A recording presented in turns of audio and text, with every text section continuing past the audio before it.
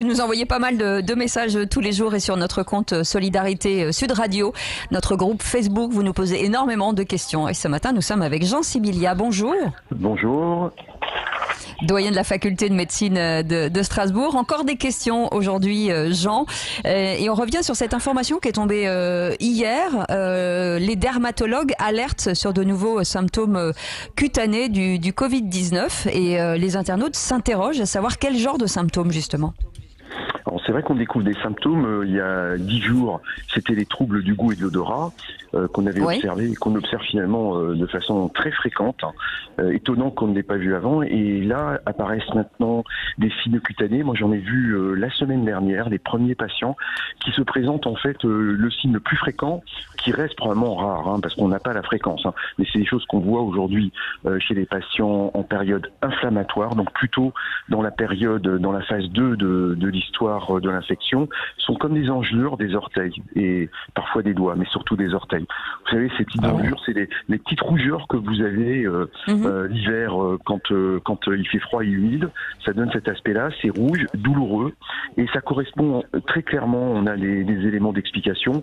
Dans cette infection, vous avez des troubles de la coagulation et de l'inflammation, et ça correspond très certainement à des petites, ce qu'on appelle des thromboses, c'est-à-dire les veines qui se bouchent un petit peu à cause de l'inflammation. Donc ces petites veines se bouchent, ça donne des douleurs de l'inflammation et un tableau qui ressemble beaucoup à ces engelures. D'autres choses ont été décrites un peu du même type, avec des rougeurs ou des troubles de la circulation des doigts aussi.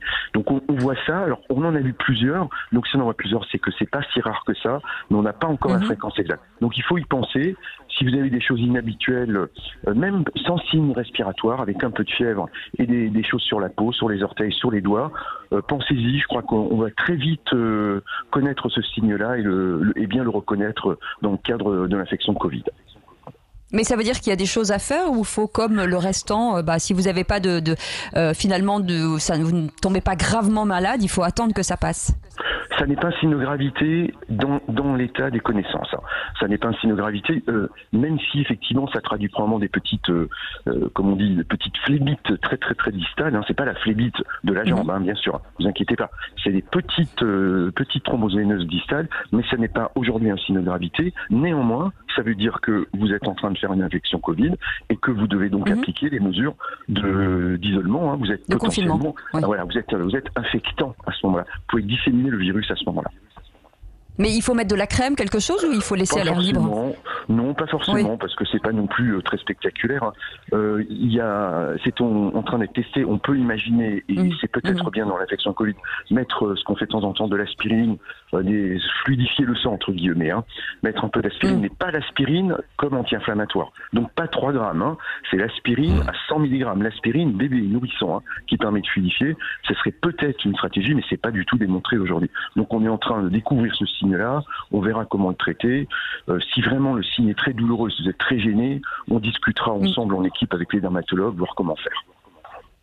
Merci beaucoup. Et puis vos appels au 0826 300 300 avec Martin qui nous appelle de Neuilly-sur-Seine. Bonjour Martin.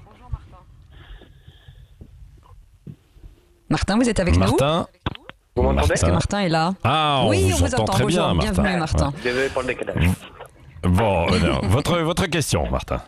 Alors, déjà, je commence par mes félicitations pour les 100 000 abonnés sur YouTube. Merci, très merci. bien. Mais c'est grâce à vous aussi. Nous merci sommes beaucoup. même ce matin 102 000. Vous voyez, ça a augmenté déjà depuis. Ah, dis donc. Ouais. Bienvenue N'oubliez au pas de nouveau. réclamer votre petit trophée à YouTube. C'est Faut le ça. réclamer. On va faire une fête. Merci. On vous écoute. Alors, plus qu'une question, c'était une remarque. Oui. Parce que je suis très embêté par la situation médiatique qu'on est en train de subir autour du virus. Oui. Oui. Comme beaucoup. Mais sur quoi exactement? Sur quoi? Sur les masques? Sur les traitements? Sur quoi? Sur la prise en charge? Sur l'information globale. Par exemple, là, donc, le docteur nous annonce de nouveaux symptômes. Oui. On est bien d'accord qu'ils peuvent apparaître d'une manière aléatoire, de manière inconnue. Enfin, quand je dis de manière inconnue, certains l'auront pas, on ne sait pas pourquoi. Oui. Au début de la maladie, on nous disait ça tape sur tous les vieux et tout le monde est tombé des nues quand il y a 2 semaines, je crois, une jeune fille de 16 ans l'a eu. C'est-à-dire qu'en fait, vous dites que finalement, on a des informations au fur et à mesure et c'est un peu compliqué à comprendre et à gérer, c'est ça pour nous? Alors, c'est compliqué à comprendre pour vous, les médias. Désolé, je fais une généralisation pour les médias. Non, mais vous avez raison, Martin, parce que on dit les choses, hein, bien sûr. Derrière, c'est difficile à gérer pour nous, les auditeurs. Et bien sûr. Autant donc les médias, vous avez la connaissance du traitement de l'information, autant les auditeurs, quand ils se prennent certaines informations, on voit les résultats que ça donne. On parle confinement et résultat, les magasins sont dévalisés. Oui. Alors, par exemple, comme ça, de nouvelles informations.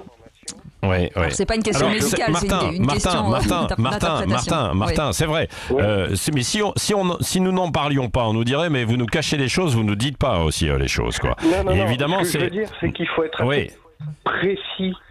Non, Martin, je suis désolé. On peut pas être en fait aussi précis parce que Jean Sibilia va nous le dire. On essaie dans la mesure du possible d'être le plus précis possible, mais on ne peut pas l'être totalement parce qu'on est en train d'apprendre ensemble. Évidemment, et là c'est peut-être la difficulté des médias. Évidemment, c'est que on voit la situation évoluer ensemble. C'est comme des conflits que l'on couvre et il y en a eu dernièrement où on a vu en fait des situations évoluer sous nos yeux. C'est quasiment la même chose, Martin. Donc de deux choses l'une. Soit on ne dit rien et puis après on découvre et on se dit on nous a rien dit. Soit on essaie d'apprendre ensemble. Avec là il faut avoir un petit peu d'indulgence peut-être pour certains. Alors on essaie de vous dire des choses et de vous éclairer à travers des regards de médecins, de chercheurs qui sont avec nous et eux-mêmes d'ailleurs dans la communauté scientifique ne sont pas toujours d'accord entre eux. Jean Sibilia, Martin, restez avec nous. Hein. Je pense que il faut le dire aux auditeurs, il y a des choses que l'on peut dire précisément et d'autres malheureusement qu'on ne peut pas dire aussi précisément que cela. Je crois qu'il faut remercier Martin pour cette question parce que je pense que beaucoup d'auditeurs doivent ressentir les mêmes difficultés qui sont inhérentes à la peur qu'on a de la découverte de l'inconnu. Je pense que c'est très humain, c'est très très humain. On est aujourd'hui dans une situation inédite à tout point, inédite médicalement. C'est un virus qui n'a jamais infecté l'homme. Donc inédite dans l'organisation que ça nécessite et inédite aussi, il faut le rappeler, dans la diffusion médiatique. Parce que même l'histoire du SRAS en 2003, il n'y avait pas de réseaux sociaux, enfin ou très peu, on n'était pas du tout dans la même organisation médiatique, la même. Donc on cumule entre guillemets l'ensemble de ces facteurs. Ce qui est important, Martin, ce qu'il faut comprendre, c'est que on est en train de vivre une expérience médicale de façon totalement citoyenne, ce qui est très très nouveau. Jusqu'à présent, la connaissance était très verticale, comme on dit, c'est-à-dire les sachants, c'est un mot qu'on utilise beaucoup, conserver l'information et puis finalement ne la diffuser pas et ne la diffuser quand elle était certaine. Aujourd'hui, on est dans un monde où l'information va diffuser tout de suite. Et donc notre rôle est d'être très réactif dans l'information. On ne peut pas attendre qu'elle soit prouvée. On l'a vu sur le plaquenil, on l'a vu sur tous les sujets. Ça diffuse tellement vite qu'il faut prendre une position qui doit être une position d'humilité et de sagesse. Mais je pense qu'il est important de découvrir de façon citoyenne ensemble et on est nous d'accord pour le faire. Parce que je peux vous dire que c'est pas forcément le cas.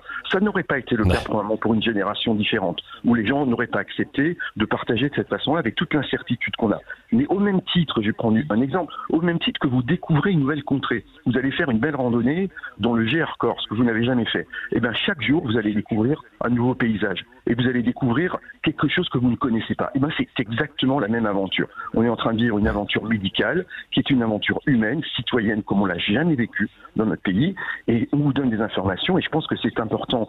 Et j'essaye de le faire tous les jours avec beaucoup d'humilité parce que cette affaire nous a appris l'humilité qu'il faut avoir. Il y a des choses qu'on découvre, qu'on va décrire, dont on connaît plus ou moins les mécanismes. Il y a des choses dont on n'est pas sûr et des choses dont on est beaucoup plus sûr avec l'humilité de base. Et on vous donne ces informations au fil de l'eau. Il faut les prendre avec simplicité.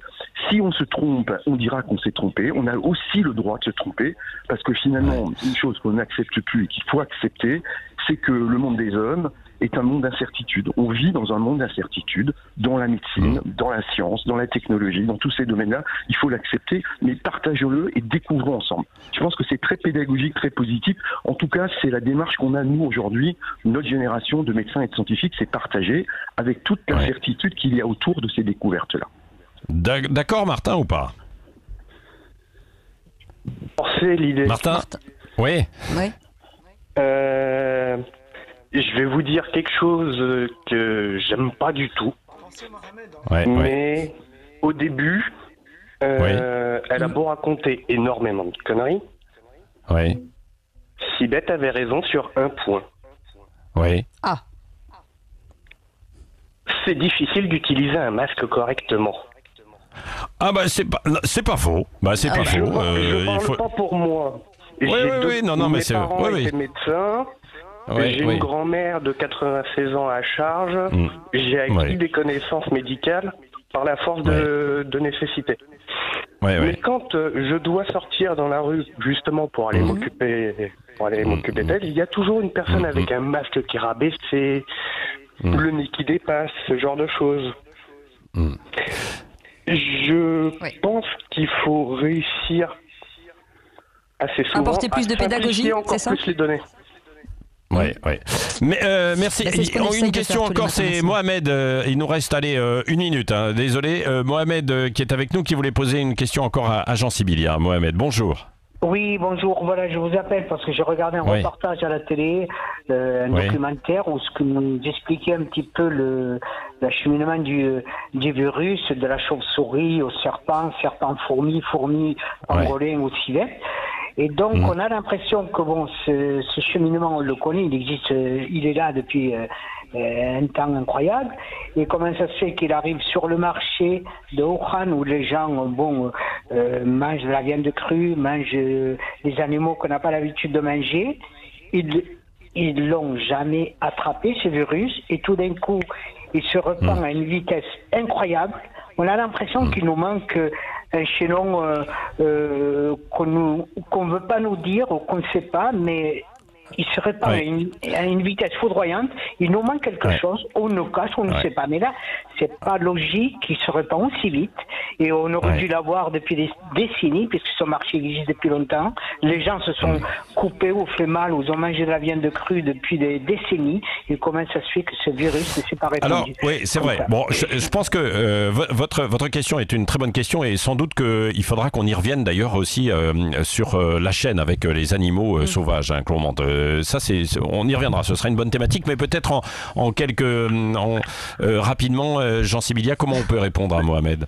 Merci Mohamed, grand fidèle de l'émission. Alors c'est un sujet dont on débattra parce qu'il y a de vraies explications à donner. Mais juste pour vous rassurer Mohamed, c'est que le réservoir de ces virus est connu. Les chauves-souris pour certains, le dromadaire pour d'autres, pour les coronas de la péninsule arabique. Donc on connaît les réservoirs animaux. Mais le virus, normalement, un virus ne traverse pas les espèces. Normalement, il ne passe pas d'une espèce à l'autre. Il ne passe à une espèce différente qu'en cas de mutation ou de passage par un autre intermédiaire. D'où le pangolin.